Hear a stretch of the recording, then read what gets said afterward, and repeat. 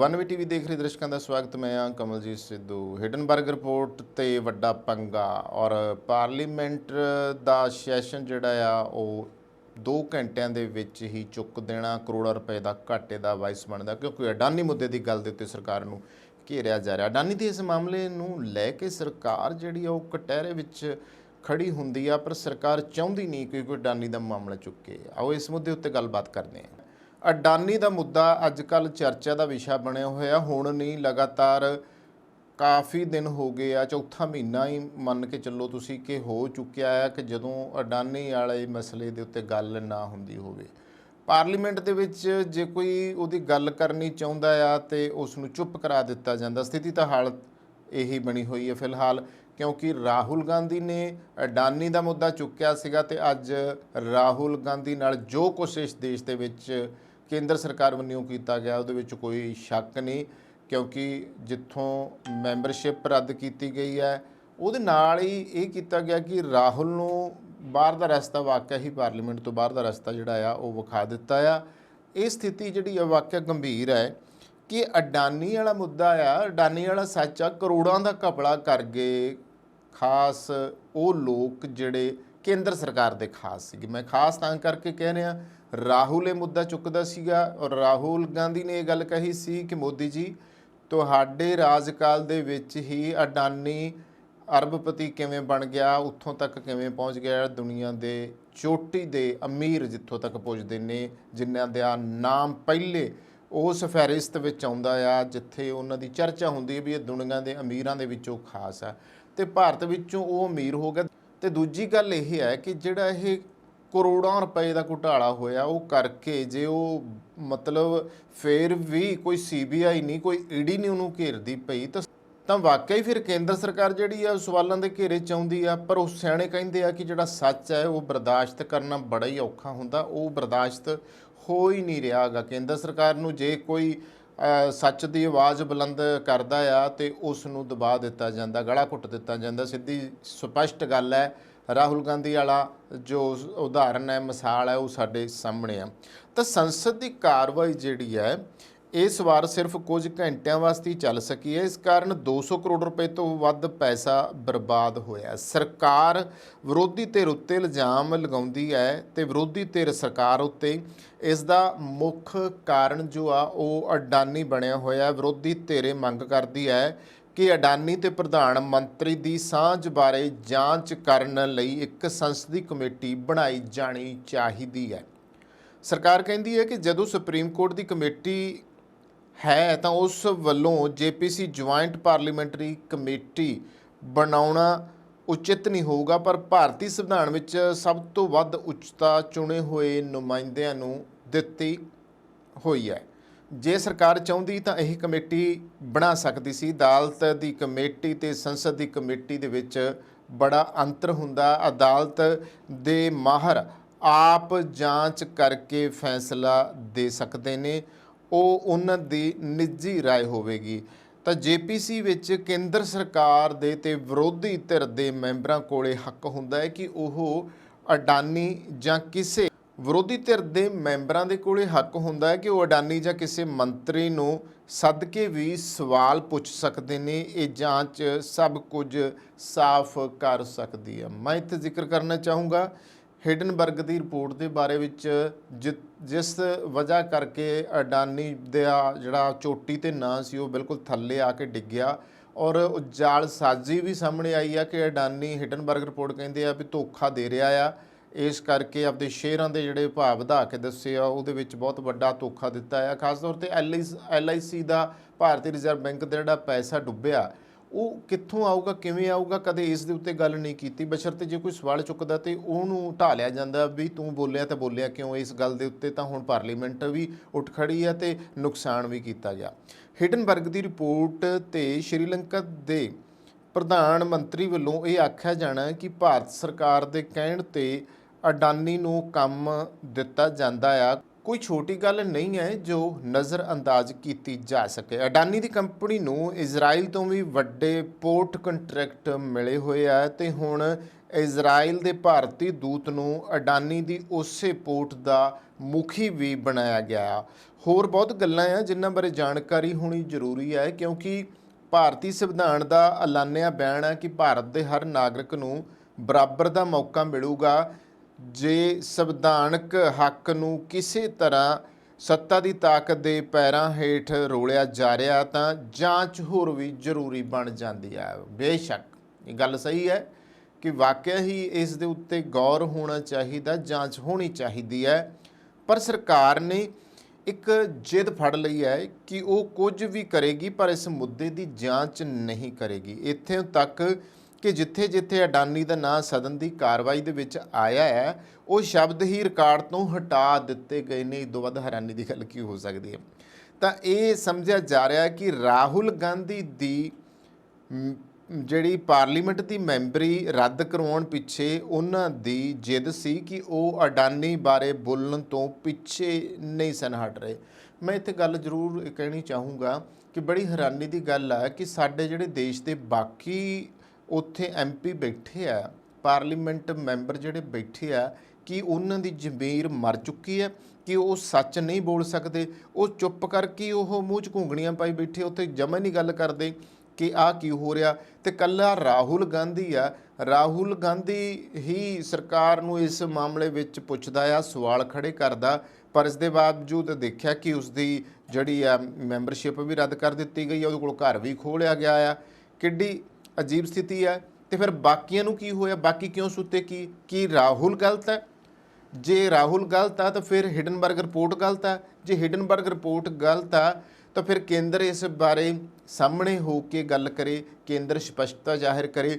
ਕੇਂਦਰ ਕਿਉਂ ਅਡਾਨੀ ਦੇ ਮੁੱਦੇ ਤੋਂ ਜਿਹੜਾ ਆ ਘੌਲ ਕਰਦਾ ਆ? ਕੇਂਦਰ ਕਿਉਂ ਉਸ ਦੀ ਗੱਲ ਆਉਂਦਿਆਂ ਸਾਰ ਹੀ ਉਹਦਾ ਨਾਂ ਪਾਸੇ ਹਟਾ ਦਿੰਦਾ? ਕੇਂਦਰ ਸਰਕਾਰ ਕਿਉਂ ਨਹੀਂ ਇਸ ਮੁੱਦੇ ਉੱਤੇ ਖੁੱਲ੍ਹ ਕੇ ਗੱਲ ਕਰਦੀ? ਆਖਰ ਦੇਸ਼ ਦੇ ਨਾਲ ਫਰਾਡ ਕੀਤਾ ਆ, ਤੇ ਜਿਹੜੇ ਫਰਾਡ ਕਰਨ ਵਾਲੇ ਲੋਕ ਕੋਈ ਵੀ ਹੋਣ ਉਹਨਾਂ ਨੂੰ ਬਖਸ਼ਿਆ ਨਹੀਂ ਜਾਣਾ ਚਾਹੀਦਾ। ਇਹਦਾ ਇਹ ਮਤਲਬ ਥੋੜ੍ਹੀ ਆ ਕਿ ਜੇ ਉਹ ਅਰਬਪਤੀ ਹੈ ਤੇ ਉਸ ਨੂੰ ਮਾਫ ਕਰ ਦਿੱਤਾ ਜਾਵੇ। ਪਰ ਇੱਥੇ ਹੈਰਾਨੀ ਦੀ ਗੱਲ ਹੈ, ਸਰਕਾਰ ਨੇ ਤਾਂ ਜਿੱਦ ਹੀ ਫੜ ਲਈ ਹੈ ਕਿ ਉਹ ਕੁਝ ਵੀ ਕਰੇਗੀ ਪਰ ਇਸ ਮੁੱਦੇ ਦੀ ਜਾਂਚ ਨਹੀਂ ਕਰੂਗੀ। ਇੱਥੋਂ ਤੱਕ ਜਿੱਥੇ ਜਿੱਥੇ ਅਡਾਨੀ ਦਾ ਨਾਂ ਸਦਨ ਦੀ ਕਾਰਵਾਈ ਵਿੱਚ ਆਇਆ ਆ ਉਹ ਸ਼ਬਦ ਸੱਚੀ ਮੁੱਚੀ ਰਿਕਾਰਡ ਦੇ ਵਿੱਚੋਂ ਹਟਾ ਦਿੱਤੇ ਗਏ ਆ। ਇਹੀ ਸਮਝਿਆ ਜਾ ਰਿਹਾ ਕਿ ਰਾਹੁਲ ਗਾਂਧੀ ਦੀ ਪਾਰਲੀਮੈਂਟ ਦੀ ਮੈਂਬਰੀ ਰੱਦ ਕਰਾਉਣ ਪਿੱਛੇ ਉਹਨਾਂ ਦੀ ਜਿੱਦ ਸੀ ਕਿ ਉਹ ਅਡਾਨੀ ਬਾਰੇ ਬੋਲਣਗੇ, ਪਿੱਛੇ ਨਹੀਂ ਰਹੇਗੇ। ਸਾਬਕਾ ਪ੍ਰਧਾਨ ਮੰਤਰੀ ਮਨਮੋਹਨ ਸਿੰਘ ਦੇ ਸਮੇਂ ਤੇ ਅੱਜ ਦੇ ਸੱਤਾ ਵਿੱਚ ਬੈਠੇ ਹਾਕਮਾਂ ਦੇ ਉੱਤੇ 2G ਮਾਮਲੇ ਤੇ ਜਾਂਚ ਮੰਗੀ ਸੀ। ਉਸ ਸਮੇਂ ਪ੍ਰਧਾਨ ਮੰਤਰੀ ਮਨਮੋਹਨ ਸਿੰਘ ਨੇ ਵੇਖਿਆ ਕਿ ਵਿਰੋਧੀ ਧਿਰ ਦੇ ਦਿਮਾਗ ਵਿੱਚ ਸ਼ੱਕ ਹੈ ਤਾਂ ਉਹਨਾਂ ਜਾਂਚ ਦੇ ਆਦੇਸ਼ ਦੇ ਦਿੱਤੇ ਸਨ। ਆਪਣੇ ਮੰਤਰੀ ਨੂੰ ਵੀ ਹਟਾ ਦਿੱਤਾ ਤੇ 4 ਸਾਲ ਬਾਅਦ ਉਹ ਮਾਮਲਾ ਅਦਾਲਤ ਵੱਲੋਂ ਬੇਬੁਨਿਆਦ ਐਲਾਨਿਆ ਗਿਆ। ਸਾਰੇ ਆਰੋਪੀਆਂ ਨੂੰ ਬਰੀ ਕਰ ਦਿੱਤਾ ਗਿਆ। ਹੁਣ ਜਿਹੜੀ ਹਿਡਨਬਰਗ ਰਿਪੋਰਟ ਦੀ ਆਪਾਂ ਗੱਲ ਕਰਦੇ ਹਾਂ, ਇਹਦੇ ਵਿੱਚ ਜਿਹੜੇ ਦੋਸ਼ ਅਡਾਨੀ ਤੇ ਲੱਗੇ ਸੀਗੇ, ਜਿਸ ਕਾਰਨ ਟਾਪ 20 ਅਮੀਰਾਂ ਦੀ ਸੂਚੀ ਤੋਂ ਅਡਾਨੀ ਬਾਹਰ ਹੋ ਗਿਆ ਸੀ, ਤਾਂ ਗੌਤਮ ਅਡਾਨੀ ਦਾ ਜਿਹੜਾ ਸਾਲ 2023 ਹੈ ਇਹ ਕਾਫੀ ਮੁਸ਼ਕਲਾਂ ਭਰਿਆ ਸਾਬਤ ਹੋ ਰਿਹਾ। ਇੱਕ ਸਮਾਂ ਅਜਿਹਾ ਸੀ ਜਦੋਂ ਇਹ ਅੰਦਾਜ਼ਾ ਲਗਾਇਆ ਜਾ ਰਿਹਾ ਸੀ ਕਿ ਗੌਤਮ ਅਡਾਨੀ ਦੁਨੀਆ ਦੇ ਅਮੀਰਾਂ ਦੀ ਸੂਚੀ ਵਿੱਚ ਪਹਿਲੇ ਸਥਾਨ ਤੇ ਪਹੁੰਚ ਸਕਦੇ ਨੇ, ਪਰ ਸਮੇਂ ਨੇ ਅਜਿਹਾ ਗੇੜ ਲਿਆ ਕਿ ਉਸ ਤੋਂ ਬਾਅਦ ਅਡਾਨੀ ਦੁਨੀਆ ਦੇ ਸਭ ਤੋਂ ਜਿਹੜੇ 20 ਅਮੀਰ ਲੋਕਾਂ ਦੀ ਸੂਚੀ ਵਿੱਚੋਂ ਵੀ ਬਾਹਰ ਹੋ ਗਏ। ਇਸ ਦੌਰਾਨ ਸਭ ਤੋਂ ਵੱਧ ਜੋ ਚਰਚਾ ਦਾ ਵਿਸ਼ਾ ਆ ਉਹ ਹੈ ਹਿਡਨਬਰਗ ਵੱਲੋਂ ਲਗਾਏ ਗਏ ਦੋਸ਼। ਇੱਥੇ ਹਿਡਨਬਰਗ ਰਿਪੋਰਟ ਦੀ ਗੱਲ ਕਰੀਏ ਤਾਂ ਹਿਡਨਬਰਗ ਰਿਸਰਚ ਇੱਕ ਸ਼ਾਰਟ ਸੈਲਰ ਹੈ, ਸ਼ਾਰਟ ਸੀਲਿੰਗ ਇੱਕ ਟ੍ਰੇਡਿੰਗ ਸਟ੍ਰੈਟਜੀ ਹੈ ਜੋ ਅਟਕਲਾਂ ਤੇ ਆਧਾਰਿਤ ਹੁੰਦੀ ਹੈ। ਇਸ ਦੇ ਵਿੱਚ ਕੋਈ ਵਿਅਕਤੀ ਕਿਸੇ ਵਿਸ਼ੇਸ਼ ਕੀਮਤ ਤੇ ਜਾਂ ਸਟਾਕ ਸਿਕਿਉਰਿਟੀਜ਼ ਜੋ ਨੇ ਉਹ ਖਰੀਦਦਾ ਆ ਤੇ ਫਿਰ ਕੀਮਤ ਜ਼ਿਆਦਾ ਹੋਣ ਤੇ ਉਸ ਨੂੰ ਵੇਚ ਦਿੰਦਾ ਆ, ਜਿਸ ਨਾਲ ਉਸ ਨੂੰ ਫਾਇਦਾ ਹੁੰਦਾ ਆ। ਤੇ ਇਸ ਦਾ ਸਭ ਤੋਂ ਬੁਨਿਆਦੀ ਤਰੀਕਾ ਇਹ ਹੈ ਕਿ ਸਟਾਕ 'ਚ ਗਿਰਾਵਟ ਦਾ ਅੰਦਾਜ਼ਾ ਲਾਉਣਾ ਅਤੇ ਉਸ ਦੇ ਖਿਲਾਫ ਦਾ ਲਾਉਣਾ। ਸ਼ਾਰਟ ਸੈਲਿੰਗ ਦੇ ਵਿੱਚ ਨਿਵੇਸ਼ਕ ਆਮ ਤੌਰ ਤੇ ਉਹਨਾਂ ਸ਼ੇਅਰਾਂ ਦਾ ਮਾਲਕ ਨਹੀਂ ਹੁੰਦਾ ਜਿਨ੍ਹਾਂ ਨੂੰ ਉਹ ਵੇਚਦਾ ਆ, ਉਹ ਸਿਰਫ ਉਹਨਾਂ ਨੂੰ ਉਧਾਰ ਲੈਂਦਾ ਆ। ਅਮਰੀਕੀ ਕੰਪਨੀ ਹਿਡਨਬਰਗ ਰਿਸਰਚ ਦੀ ਸਥਾਪਨਾ 2017 ਵਿੱਚ ਨਾਥਨ ਐਂਡਰਸਨ ਨੇ ਕੀਤੀ ਸੀ ਤੇ ਦੋਸ਼ ਕੀ ਲਗਾਏ ਸੀਗੇ? ਹਿਡਨਬਰਗ ਨੇ ਕਿ ਗੌਤਮ ਅਡਾਨੀ ਦੇ ਛੋਟੇ ਭਰਾ ਰਾਜੇਸ਼ ਅਡਾਨੀ ਨੂੰ ਗਰੁੱਪ ਦਾ ਐਮਡੀ ਕਿਉਂ ਬਣਾਇਆ ਗਿਆ। ਉਸ ਤੋਂ ਕਸਟਮ ਟੈਕਸ ਚੋਰੀ, ਫਰਜ਼ੀ ਇੰਪੋਰਟ ਡਾਕੂਮੈਂਟੇਸ਼ਨ ਅਤੇ ਗੈਰ ਕਾਨੂੰਨੀ ਕੋਲੇ ਦੀ ਦਰਾਮਦ ਕਰਨ ਦਾ ਵੀ ਦੋਸ਼ ਹੈ। ਇਸ ਤੋਂ ਇਲਾਵਾ ਅਡਾਨੀ ਦੇ ਭਣੋਈਏ ਸਮੀਰੇ ਫੇਰਾ ਦਾ ਨਾਂ ਡਾਇਮੰਡ ਟ੍ਰੇਡਿੰਗ ਘਪਲੇ ਵਿੱਚ ਆਉਣ ਤੋਂ ਬਾਅਦ ਉਸ ਨੂੰ ਅਡਾਨੀ ਆਸਟ੍ਰੇਲੀਆ ਡਿਵੀਜ਼ਨ ਦਾ ਐਗਜ਼ੀਕਿਊਟਿਵ ਡਾਇਰੈਕਟਰ ਕਿਉਂ ਬਣਾਇਆ ਗਿਆ ਆ। ਇਸ ਤੋਂ ਬਾਅਦ ਗਰੁੱਪ ਦੇ ਸ਼ੇਅਰ ਚੜਾਉਣ ਲਈ ਪਰਿਵਾਰ ਦਾ ਪੈਸਾ ਵਿਦੇਸ਼ੀ ਰੂਟ ਰਾਹੀਂ ਕਿਉਂ ਨਿਵੇਸ਼ ਕੀਤਾ ਗਿਆ। ਗਰੁੱਪ ਸ਼ੇਅਰ ਚੜਾਉਣ ਦੇ ਲਈ ਆਪਰੇਟਰਾਂ ਦੀ ਵਰਤੋਂ ਕਿਉਂ ਕੀਤੀ ਗਈ ਆ। ਕਾਰੋਬਾਰ ਜਿਹੜਾ ਆ ਉਹ ਵਧਾ ਚੜਾ ਕੇ ਕਿਉਂ ਵਿਖਾਇਆ ਗਿਆ ਆ। ਖਾਤਿਆਂ 'ਚ ਗੜਬੜੀ ਦੇ ਨਾਲ 8 ਸਾਲਾਂ 'ਚ 4CFO ਦਾ ਅਸਤੀਫਾ ਹੋਇਆ।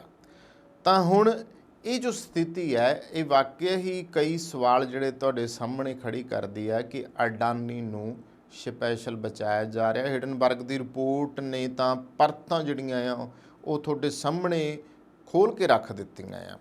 ਤਾਂ ਅਨੈਤਿਕ ਸ਼ਾਰਟ ਸੈਲਰ ਅਡਾਨੀ ਸਮੂਹ ਨੇ ਹਿਡਨਬਰਗਜ਼ ਰਿਸਰਚ ਨੂੰ ਇੱਕ ਅਨੈਤਿਕ ਸ਼ਾਰਟ ਸੈਲਰ ਕਿਹਾ ਆ। ਸਮੂਹ ਨੇ ਦੋਸ਼ ਲਾਇਆ ਕਿ ਸ਼ੇਅਰ ਦੀ ਕੀਮਤ 'ਚ ਹੇਰਾਫੇਰੀ ਕਰਨ ਅਤੇ ਉਸ ਨੂੰ ਘੱਟ ਕਰਨ ਲਈ ਰਿਪੋਰਟ ਨੂੰ ਜਾਰੀ ਕੀਤਾ ਗਿਆ ਆ ਤਾਂ ਕਿ ਮੁਨਾਫਾ ਕਮਾਇਆ ਜਾ ਸਕੇ। ਇਹ ਹਾਲਾਤ ਆ ਉਹ ਮੰਨਦੇ ਨਹੀਂ ਗੇ। ਅਡਾਨੀ ਗਰੁੱਪ ਨਹੀਂ ਮੰਨਦਾ ਕਿ ਉਹ ਇਹੋ ਜਿਹੀ ਗੱਲ ਨਹੀਂ ਗੀ, ਕਿਉਂਕਿ ਇਸ ਦੇਸ਼ ਦੇ ਵਿੱਚ ਜਿੱਥੇ ਕੇਂਦਰ ਸਰਕਾਰ ਉਹਦੇ ਹੱਕ 'ਚ ਖੜੀ ਆ, ਕੇਂਦਰ ਸਰਕਾਰ ਉਹਨੂੰ ਬਚਾ ਰਹੀ ਹੈ, ਕੋਈ ਵੀ ਜਦੋਂ ਗੱਲ ਉੱਭਰਦੀ ਹੈ ਤੇ ਉਸ ਗੱਲ ਨੂੰ ਜਿਵੇਂ ਮਰਜ਼ੀ ਚੁੱਪ ਕਰਾ ਦਿੱਤਾ ਜਾਵੇ, ਕਰਾ ਦਿੱਤਾ ਗਿਆ। ਫਿਰ ਮੈਂ ਕਹਿੰਦਾ ਕਿ ਰਾਹੁਲ ਗਾਂਧੀ ਤੋਂ ਵੱਡੀ ਮਿਸਾਲ ਕੋਈ ਨਹੀਂ ਕਿ ਰਾਹੁਲ ਗਾਂਧੀ ਵਾਰ-ਵਾਰ ਚੁੱਕਦਾ ਸੀ ਜਦੋਂ ਕਿ ਬਾਕੀ ਦੇ ਜਿਹੜੇ ਲੋਕ ਆ ਉਹ ਸੰਸਦ ਦੇ ਵਿੱਚ ਚੁੱਪ ਕਰਕੇ ਬੈਠੇ ਆ। ਲੱਗਦਾ ਨਹੀਂ ਕਿ ਉਹ ਇਸ ਦੇਸ਼ ਦੇ ਨਹੀਂ, ਕਿਉਂਕਿ ਜੇ ਵਾਕਈ ਉਹ ਇਸ ਦੇਸ਼ ਨਾਲ ਤਾਲੁਕ ਰੱਖਦੇ ਹੁੰਦੇ ਤੇ ਆਪਣੇ ਦੇਸ਼ ਨਾਲ ਹੁੰਦੀ ਬੇਈਮਾਨੀ ਦੀ ਗੱਲ ਪਰਖ ਦੇ ਆਧਾਰ ਦੇ ਉੱਤੇ ਉਹ ਸਾਹਮਣੇ ਰੱਖਦੇ, ਪਰ ਉਹ ਸਾਹਮਣੇ ਰੱਖ ਨਹੀਂ ਰਹੇਗੇ।